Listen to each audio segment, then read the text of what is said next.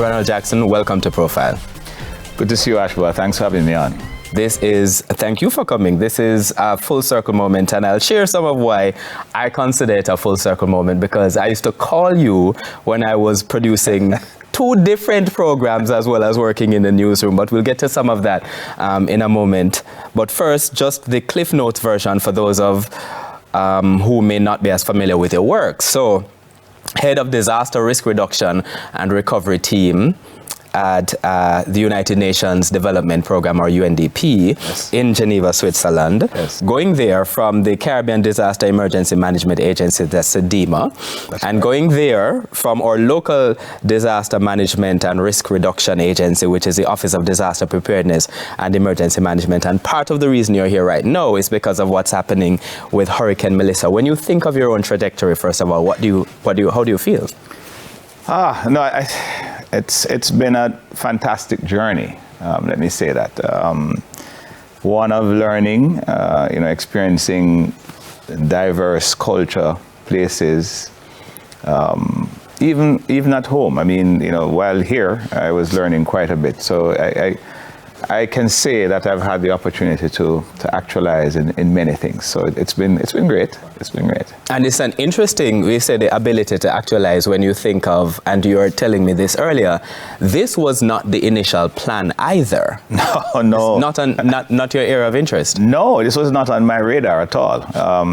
When you're young, you think about all these professions, right? You want to be, we think everything. We want to be a police officer, we want to be a soldier, we want to be a fireman, we want to be, my thing was I wanted to be a pilot, or I wanted to do architecture. That was, I settled on, architecture. That's what I was, really dreaming about, becoming an architect. And as life would have it, I took a different path to get here.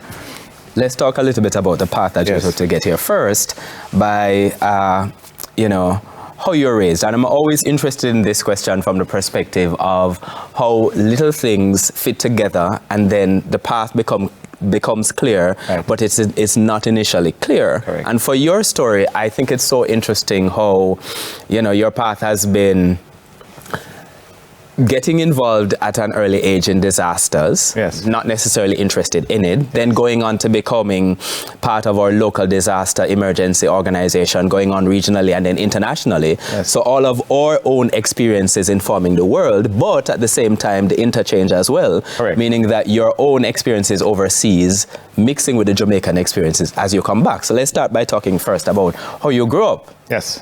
Not in the parts of the island which are affected in this instance, but in the corporate area. Absolutely. I started my journey in Craigtown. Eventually, I went to Our Lady of the Angels Prep School, which was a Catholic school. And there I learned to draw. My skills in terms of art and drawing were forming at that point in time, which also helped me to say, the architecture career is where I wanted to go.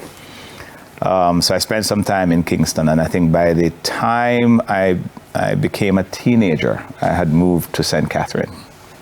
And at the time going to Calabar, experiencing over that period in my school life at Calabar, one of the storms hurricanes I should say, that we often remember, yes, Wild Gilbert, right? During that period, I remember when Gilbert was coming, we took all the precautions we could take, but I was excited about seeing what the storms, there was Allen, but it didn't impact us significantly in my area. So I wanted to see what this storm could do. And so I went out on the porch, climbed up on the grill and was looking out, and I saw the roof of my neighbor's house, lifting off. And looked with amazement, but then I started to hear sounds. My own roof, yes, began to go, and it eventually went. And so I had my own experience, as many are having now, with Hurricane Melissa, having to live without a roof cover, without water. Fortunately, I live very close to the Rio Cobre. It was the source of a lot of our recreation.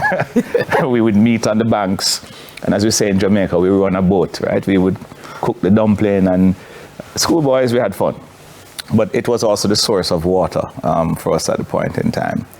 And a wider community that banded together to try and make it through that particular period. So it was that kind of journey that brought me first to experience my first hurricane, essentially.